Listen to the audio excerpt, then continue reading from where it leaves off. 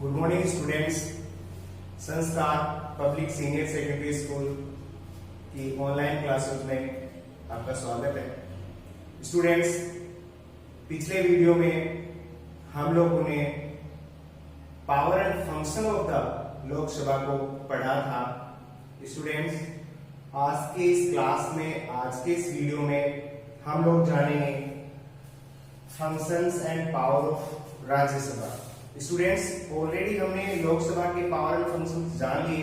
आज हम जानेंगे कि राज्यसभा है वह क्या कार्य करती है, उसके क्या पावर है। स्टूडेंट, फर्स्ट जो पावर एंड फंक्शन है वो है जुडिशियल पावर।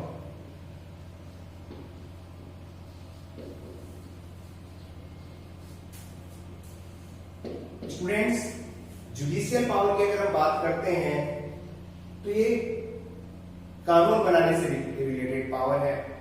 ये जो पावर है राज्यसभा और लोकसभा दोनों को हमारे कॉन्स्टिट्यूशन ने, हमारे संविधान ने इक्वली प्रोवाइड करवाया है, समान रूप से उपलब्ध करवाया है।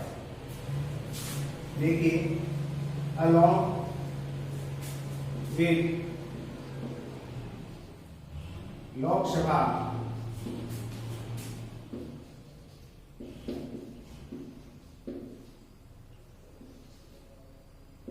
Rajya Sabha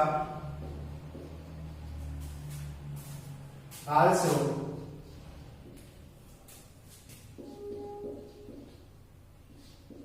performs works associated with formation of law।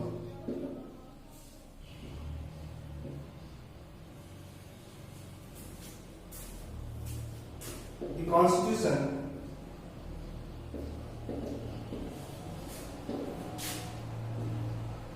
has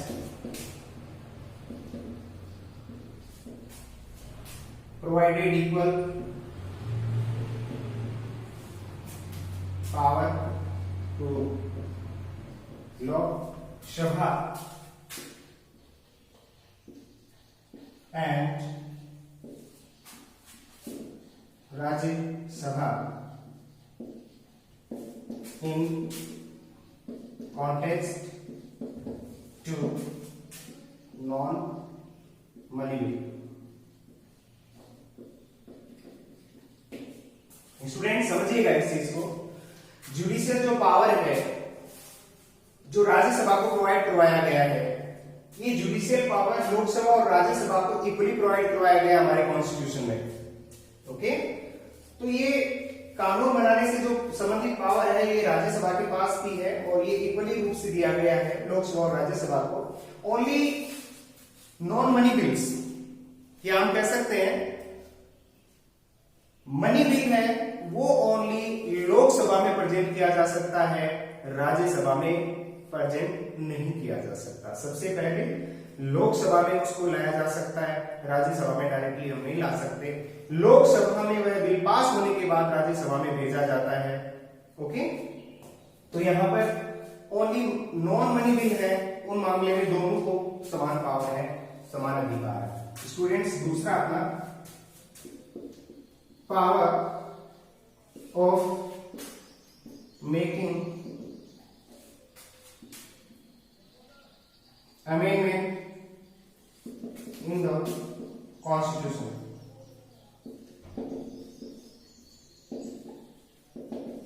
students, second जो मोस्ट इंपोर्टेंट पावर है राज्यसभा का वो है power of making amendment in the constitution. Rajya Sabha को भी यह पावर है लोकसभा की तरह कि वह कॉन्स्टिट्यूशन पे अमेंडमेंट कर सकता है। ओके, तो यहां पर in the context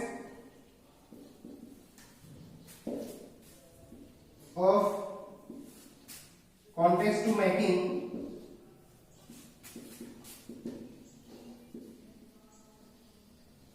amendment in the constitution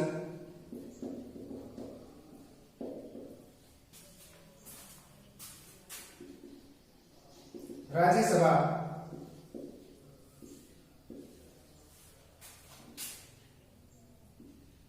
enjoys equal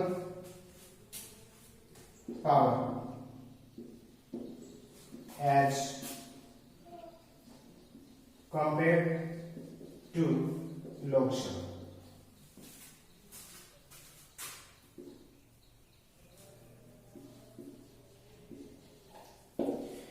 second power ये बताता है राज्यसभा का जो सेकंड पावर है कॉन्स्टिट्यूशन में अमेंडमेंट से रिलेटेड है, इसमें in the context of making amendment in the constitution, constitution में जो अमेंडमेंट करना है, परिवर्तन करना है, उससे रिलेटेड जो पावर है उसमें राज्यसभा है उसको भी अगर हम कंपैरिजन करें, कंपेयर करें लोकसभा से तो समान पावर है। हम ये कह सकते हैं यहां पर अमेंडमेंट से रिलेटेड जो विधेयक होता है उसके ऊपर अमेंडमेंट से रिलेटेड कोई भी चीज है कॉन्स्टिट्यूशन में, सबसे पहले लोकसभा में या राज्यसभा में किसी में भी उसको लाया जा सकता है, लेकिन शर्त यहां पर यह है कि दोनों हाउस से पास होना बहुत जरूरी होता है। बिना दोनों हाउस के पास हुए यह कॉन्स्टिट्यूशन में जो हम अमेंडमेंट है वो नहीं कर सकते, पॉसिबल नहीं है। अतः यहाँ पर दोनों हाउस से ये पास होना बहुत जरूरी है। ओके स्टूडेंट्स, नेक्स्ट अपन देखते हैं वो होगा अपना financial power.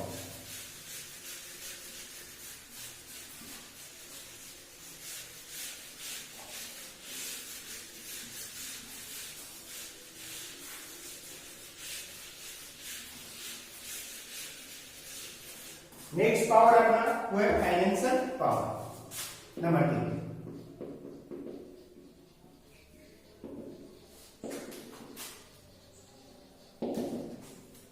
Students, financial power की बात करें तो जो पोजीशन है राज्यसभा की वो फाइनेंशियल पावर के मामले में थोड़ी सी वीक है अगर हम कंपैरिजन करें लोकसभा से।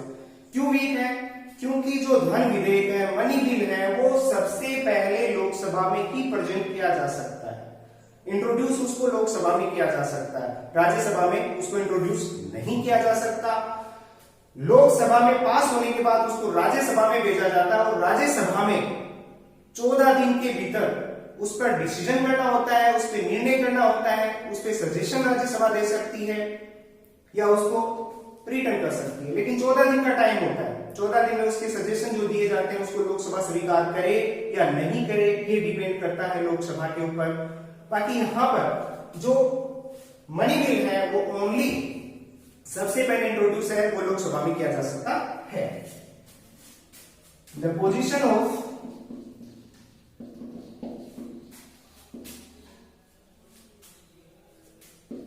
Rajya Sabha is weaker as Lok Sabha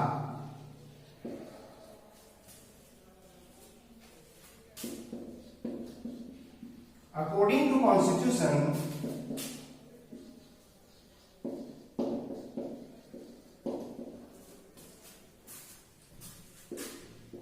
Money bill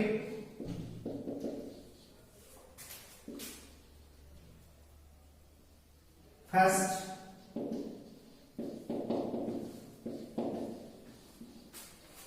introduced in the Lok Sabha.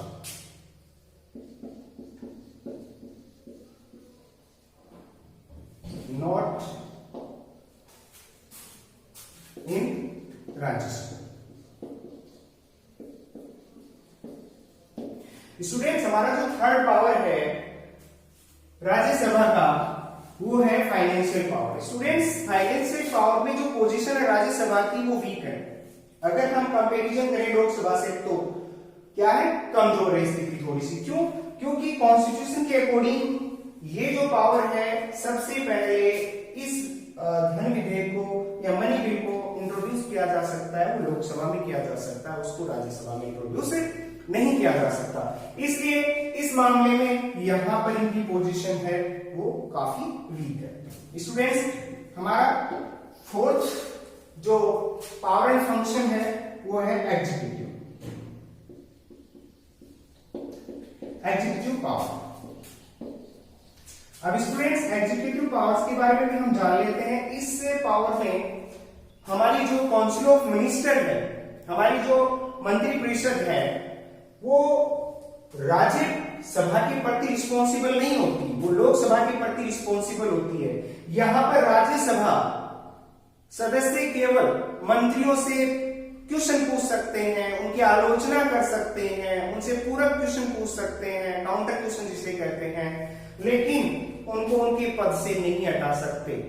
Non confidence motion इनके ऊपर नहीं ला सकते, क्योंकि यह पावर तो केवल लोकसभा को ही है। तो देखिए student, executive power in India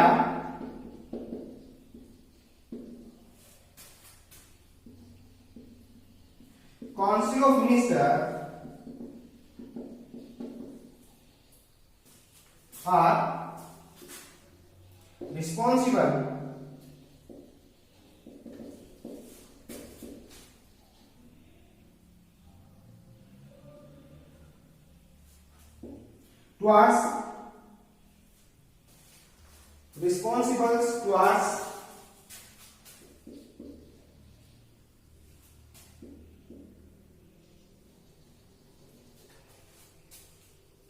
responsible towards only Lok Sabha, not towards Rajya Sabha.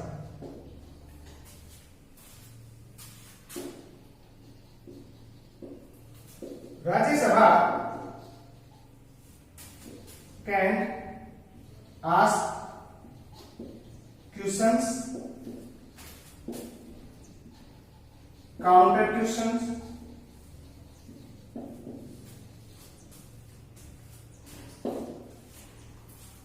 Executive power की अगर बात करें तो इंडिया में काउंसिल ऑफ जो मिनिस्टर है वो ओनली किसके प्रति रिस्पॉन्सिबल है, वो लोकसभा के प्रति रिस्पॉन्सिबल है। उत्तरदायी किसके प्रति है, लोकसभा के प्रति उत्तरदायी है। या राज्यसभा के प्रति जो हमारी काउंसिल ऑफ मिनिस्टर वो उत्तरदायी नहीं है, जवाबदेह नहीं है, केवल वह लोकसभा के प्रति उत्तरदायी है। यहाँ पर राज्यसभा सदस्य क्या कर सकते हैं, उनसे क्वेश्चन पूछ सकते हैं, उससे काउंटर क्वेश्चन कर सकते हैं, उनकी आलोचना कर सकते हैं, लेकिन उनको पद से हटाने का उनको कोई अधिकार नहीं है। Rajya Sabha has no right to remove minister from their post, उनको उनके पद से हटाने का उनके पास कोई अधिकार नहीं है। स्टूडेंट्स, ये हमारा फोर्थ जो पावर है वो हुआ। नेक्स्ट देखिए,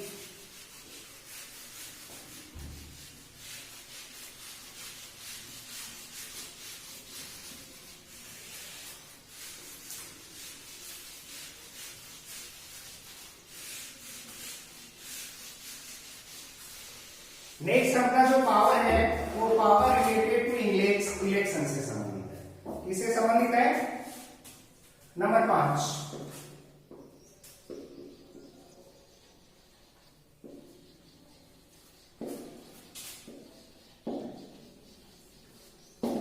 power related to election. Student, power related to election से संबंधित क्या है? राज्यसभा जो सदस्य होते हैं उनको प्रेसिडेंट, वाइस प्रेसिडेंट का जो इलेक्शन है उसमें ये ज्वाइंटली पार्टिसिपेट करते हैं, लोकसभा और Rajya Sabha. Both the house members participated in the election of president और वाइस प्रेसिडेंट। स्टूडेंट्स, ये दोनों को ही ये पावर है। Rajya Sabha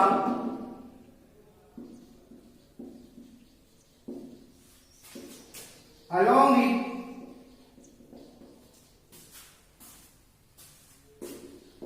Lok Sabha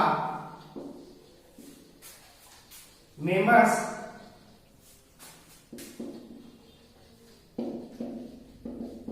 participate, jointly participate, याद कर लीजिएगा, jointly participate।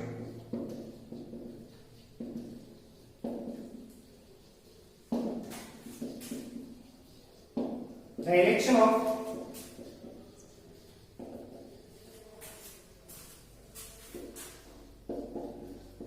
president and vice president। Students, ये जो पावर है इलेक्शन से रिलेटेड यानी निर्वाचन करने से संबंधित जो पावर है इनका, ये दोनों ही हाउस है हमारे जो राष्ट्रपति हैं, हमारे जो उपराष्ट्रपति हैं, इनके इलेक्शन में पार्टिसिपेट करते हैं या हम कहें कि जॉइंटली इनके इलेक्शन में भाग लेते हैं। ओके स्टूडेंट्स, नंबर 6 हमारा जो पावर है वो रिलेटेड है स्पेशल पावर से। ये राज्यसभा का स्पेशल पावर है। This right only provided Rajya Sabha by our constitution. हमारे कॉन्स्टिट्यूशन के द्वारा ये जो पावर है ओनली राज्यसभा को प्रोवाइड करवाया गया है, लोकसभा को ये राइट प्रोवाइड नहीं करवाया गया है। तो ये स्पेशल पावर है। तो स्पेशल पावर दो कौन से हैं देखिएगा।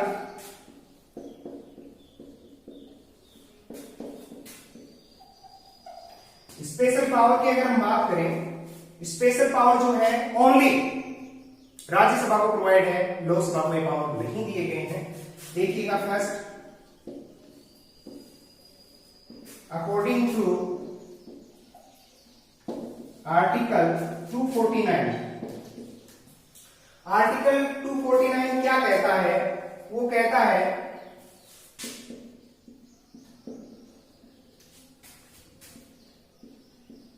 राज्यसभा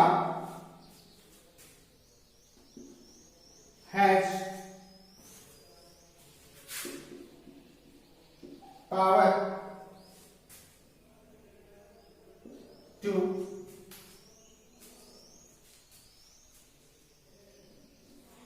राज्यसभा को पावर है कोई भी स्टेट लिस्ट का सब्जेक्ट है उस सब्जेक्ट को नेशनल इंपोर्टेंस का सब्जेक्ट घोषित कर सकती है। तो Rajya Sabha has power to provide that right to that, Rajya Sabha has power to subject present in state list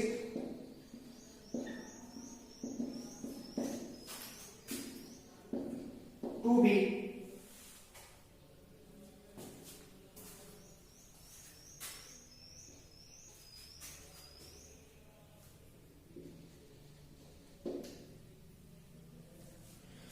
इसको घोषित कर सकती है, डिक्लेयर कर सकती है। फिर से देखिएगा, according to the article 249 Rajya Sabha can declare. यहां थोड़ा सा चेंज कर लीजिएगा, थोड़ा मैं इसको चेंज कर रहा हूं। राज्यसभा कैन डिक्लेयर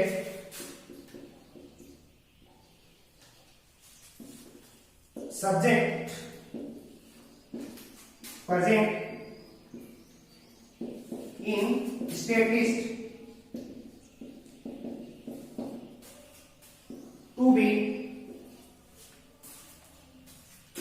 national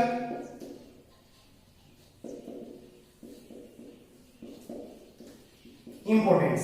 अब यहां पर स्पेशल पहला पावर है, उसमें राज्यसभा को क्या पावर है? राज्यसभा कैन डिक्लेयर, राज्यसभा घोषित कर सकती है स्टेट लिस्ट में जो सब्जेक्ट है उसको राष्ट्रीय महत्व का सब्जेक्ट घोषित कर सकती है। और ऐसा करने के बाद यहां पर लोकसभा को इसके ऊपर कानून बनाना होता है।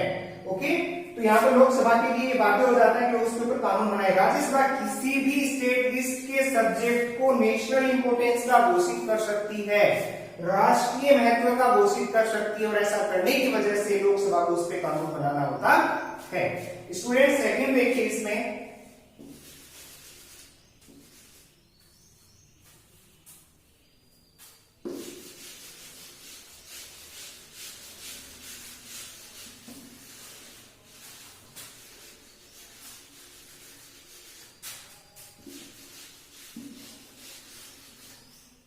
सेकंड है वो है according to article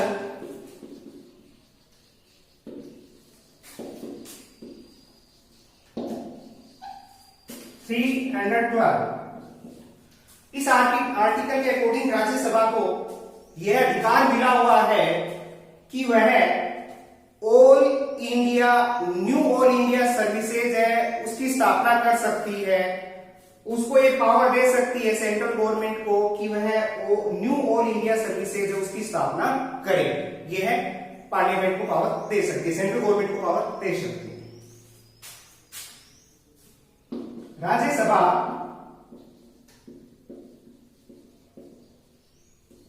has power to, या right to B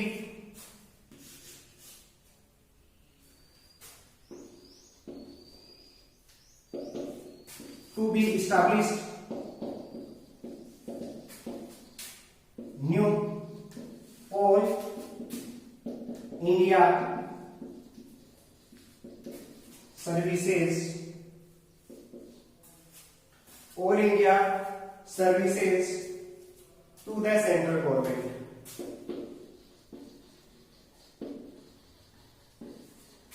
central government, यानी यहां पर राज्यसभा आर्टिकल 312 के तहत उसको यह अधिकार प्राप्त है कि वह न्यू और इंडिया सर्विसेज है उसको स्टैब्लिश करने का अधिकार है, केंद्रीय सरकार को दे सकती है, और ये नई सर्विस है वो स्टैब्लिश की जा सकती है, नए पद सृजित किए जा सकते हैं। तो स्टूडेंट, इस प्रकार से आज हमने इस क्लास में, इस वीडियो में function and power of the Rajya Sabha जाना, जिसमें सबसे पहले हमने जाना वो था हमारा जुडिशियल पावर। जुडिशियल पावर है स्टूडेंट्स, लोकसभा और राज्यसभा को सेम है, समान रूप से प्रोवाइड करवाया गया। ओनली डिफरेंस है इसमें, वो दोनों में वो ये है कि जो मनी बिल है वो केवल लोकसभा में इंट्रोड्यूस किया जा सकता है, राज्यसभा में इंट्रोड्यूस नहीं किया जा सकता। इसके बाद हमने जो पढ़ा making of amendment in the constitution, इस पावर में स्टूडेंट्स हमने जाना कि यहाँ पर लोकसभा और राज्यसभा दोनों को इक्वल समान रूप से पावर प्रोवाइड करवाया गया हमारे कॉन्स्टिट्यूशन के द्वारा। दोनों में ही समान रूप से यहाँ पर चाहे लोकसभा हो चाहे राज्यसभा हो, कहीं पर भी ये विधेयक लाया जाता है अमेंडमेंट से रिलेटेड कॉन्स्टिट्यूशन में, तो वो लोकसभा या राज्यसभा में कहीं भी लाया जा सकता है, लेकिन शर्त ये है कि वो दोनों हाउस से पास होना बहुत जरूरी होता है, उसके बाद ये उसमें संशोधन किया जा सकता है, अदरवाइज उसमें संशोधन नहीं होता। तीसरा बच्चों हमने जाना वो फाइनेंशियल फंक्शन जाना। फाइनेंशियल फंक्शन की अगर हम बात करें तो इसमें जो पोजीशन है राज्यसभा की, अगर कंपैरिजन करें हम लोग लोकसभा से, तो वो वीकर है, कमजोर है। और कमजोर होने का क्या कारण है? वो है कि जो मनी बिल है वो केवल प्रेजेंट किया जा सकता है, इंट्रोड्यूस किया जा सकता है सबसे पहले लोकसभा में, और राज्यसभा में इंट्रोड्यूस नहीं किया जा सकता, इसलिए वीकर है उसकी पोजीशन। नेक्स्ट बच्चों हमने जाना एग्जीक्यूटिव पावर। तो एग्जीक्यूटिव पावर की अगर हम बात करते हैं तो जो काउंसिल ऑफ मिनिस्टर है वो ओनली रिस्पॉन्सिबल होती है लोकसभा के प्रति, राज्यसभा के प्रति वो रिस्पॉन्सिबल नहीं होती है। ओके, अगला हमने इलेक्शन से संबंधित जाना। इलेक्शन से संबंधित एक जो पावर और है वो मैं आपको छूट गया था, मैं अब बता देता हूँ स्टूडेंट्स। इलेक्शन से संबंधित जो राइट है उसको मैं यहाँ बता रहा हूँ, उसमें एक चीज छूट गई थी। वो पावर है बच्चों, यहाँ पर दोनों हाउस को इलेक्शन में पार्टिसिपेट करने का तो अधिकार है ही है, इसके साथ हमारे जो प्रेसिडेंट है, वाइस प्रेसिडेंट है, जज ऑफ सुप्रीम कोर्ट है, इनको पद से हटाने का अधिकार भी इनको है। ये एक ज्वाइंटली मोशन पास कर सकते हैं और उसके माध्यम से ये चाहे प्रेसिडेंट हो, चाहे वाइस प्रेसिडेंट हो, चाहे जज ऑफ सुप्रीम कोर्ट हो, उनको उनके पोस्ट से, उनके पद से, उनको ऑफिस से हटना पड़ता है। तो ये एक है, उसमें आप राइट कर लीजिएगा। दूसरा जो मैं लिख रहा हूं, Rajya Sabha and Lok Sabha jointly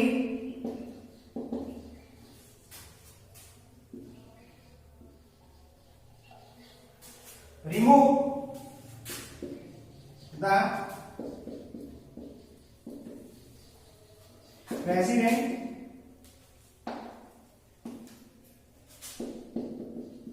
vice president and judge of Supreme Court from their office। Students, ये पावर है आप जो इलेक्शन से रिलेटेड पावर है उसमें है, और इस पावर में यहाँ पर ये अधिकार है लोकसभा और राज्यसभा दोनों को कि वो प्रेसिडेंट है, वाइस प्रेसिडेंट है और जज ऑफ सुप्रीम कोर्ट है, उनको उनके पद से हटा सकता है महाभियोग लगा के, इम्पेचनेस मोशन है पास करके इनको इनके पद से हटाया जा सकता है। तो स्टूडेंट्स आज की इस क्लास में हम लोगों ने जो सीखा है पावर एंड फंक्शन में, ऑलरेडी मैंने उसके बारे में आपको बता दिया है। स्टूडेंट्स मैं आशा करता हूं आप लोगों को अच्छे से समझ में आ रहा होगा और आप अच्छे से इसको सीख रहे होंगे। स्टूडेंट्स इस कोरोना महामारी काल में आप लोग इन चीजों को ध्यान से सीखिएगा, पढ़िएगा, क्योंकि स्कूल ओपन होगी तब तक हमारे जो टाइम है उसका हम यूज कर लें। ओके स्टूडेंट्स, आगे की क्लास के लिए मिलते हैं हम नेक्स्ट वीडियो में। तब तक के लिए thank you, have a nice day.